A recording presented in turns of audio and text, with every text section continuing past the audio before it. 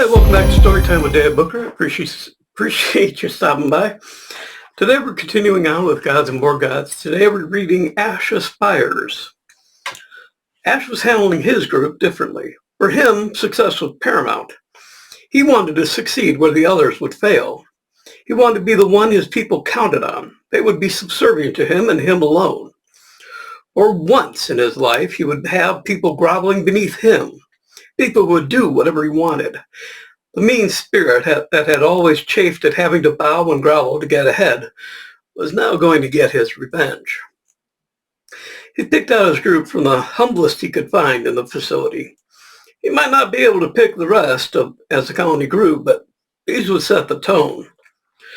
Bringing them to their new place on Earth, he gave them mean, drafty housing, enough food to survive, and ragged clothes. The people stood looking at each other and wondered. Ash let them stew for a bit before explaining. This is all you will receive if you just please me.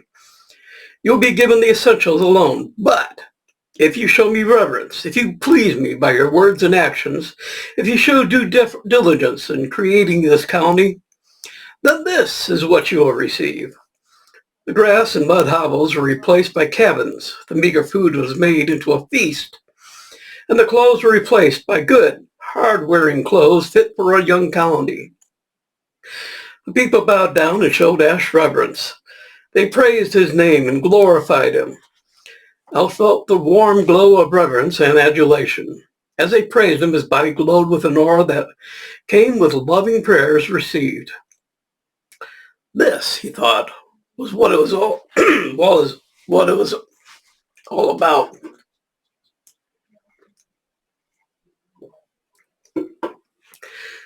As they ate and rejoiced in the luxury that their God had provided them with, Ash created for himself a palatial temple where he could receive their worship. In the temple there was a throne on a lofty dais. There were no prayer benches, as he wanted them to pray crouched on the ground. He sat on his comfortable throne, and all the splendor he felt was his due. Feeling that something more was needed, he created a splendid robe to wear. The people milled around and explored their new home. There were trees and bushes that provided berries and fruit that were good to eat. Some items they found made them sick, but they prayed to Ash for relief, and it was easily granted. Animals were around, and people instinctively were drawn to those which were pleasant-looking. Some, though pleasant-looking, were definitely not nice, and the people soon learned at the cost of a few bruises and more than a few bites, which was which.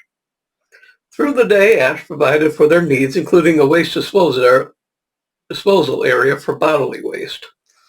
People were happy and went to bed, looking forward to a new day under the care of their thoughtful God. Waking the next day, they lined up at the table where food had been provided the day before. Remnants of yesterday's feast were still available, but not in very good condition. Flies had accumulated, and the stench of sour food and drink assailed their nostrils. Wondering why their food wasn't ready, they sat on the ground to wait the pleasure of their God. Ash rose early, and before the dawn was breaking, he was seated on his throne to wait the adulation of his people. An hour later, he was still waiting. The sun was beginning to illuminate the temple.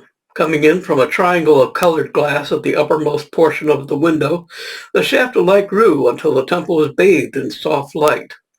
Still, Ash was kept waiting. He couldn't understand what was keeping his people. Climbing down, he checked the door. Well, it was unlocked. Perhaps they needed to know that he was awake. He opened the door and scurried back to his throne.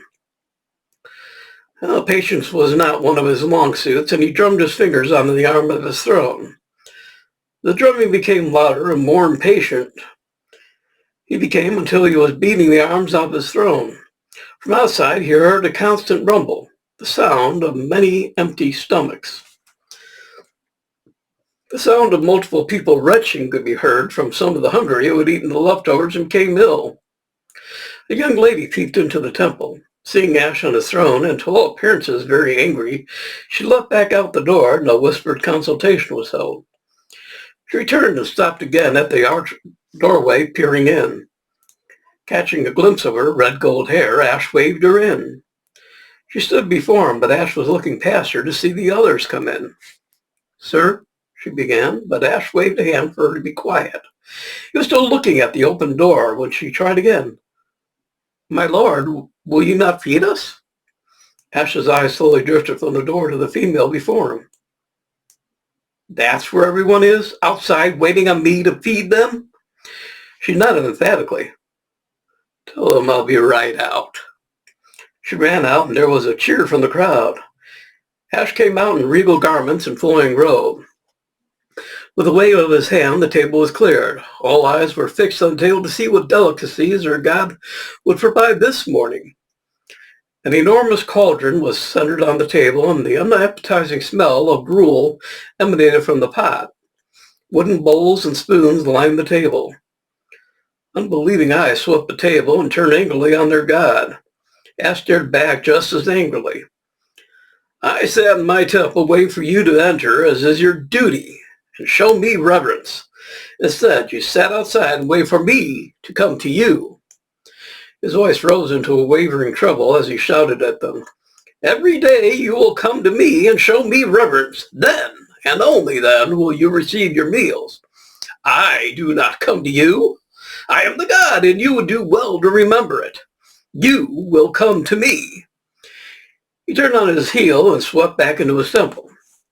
For 3 days his people came in and showed obedient respect in order to gain this favor for the day.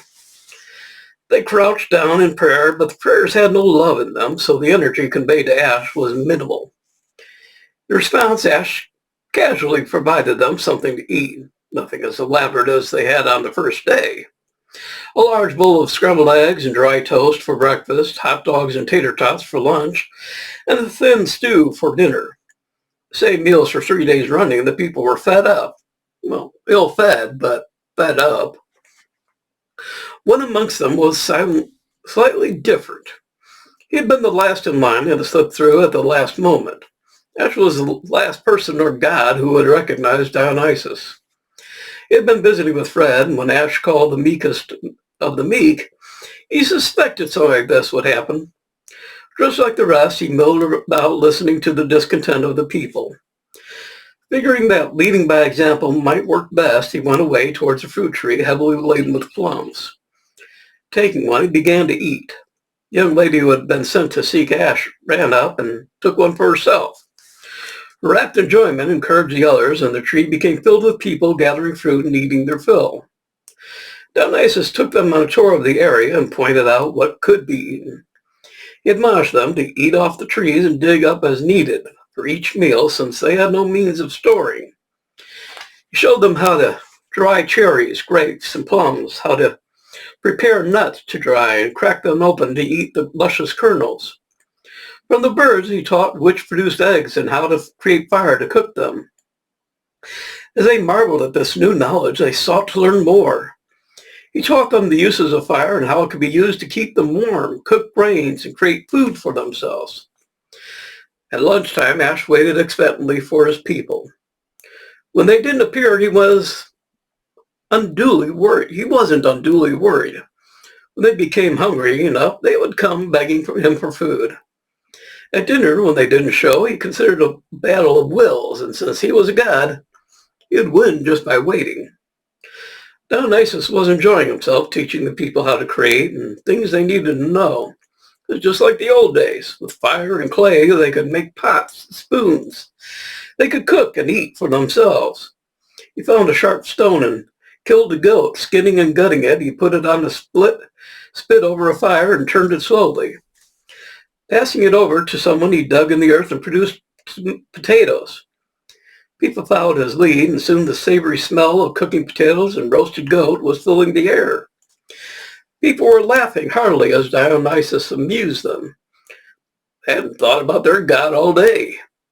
They were becoming self-reliant. That night they slept under the stars while taking turns keeping the fires going.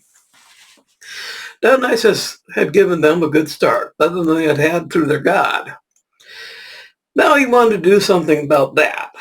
Ash had to be made to rely on his people, and since he was already been almost 2 days without reverence, Dionysus decided to weaken him that much. He would require reverence in order to maintain his godhood. But in order to receive it, he would have to behave benevolently towards his people. Together, they could advance to great heights, but it would have to be a team effort. Dionysus was having a ball. He liked seeing how the new gods were handling things.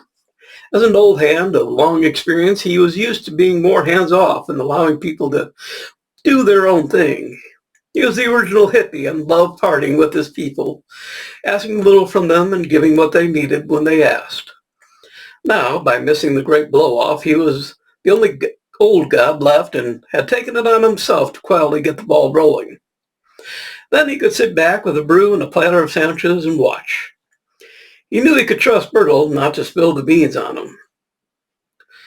So that's it for this reading. Next will be Gladys's Glory, and we'll see how she gets on. So I hope you're enjoying these. If you are, let me know. If you're not, let me know. Just let me know somebody's out there watching this stuff. So that's it for today. I will look forward to seeing you again in a couple of days, and we'll get going on Gladys's Glory. So thank you for visiting, and I'll talk to you again in a little bit. Bye. Be good. Be good to yourself.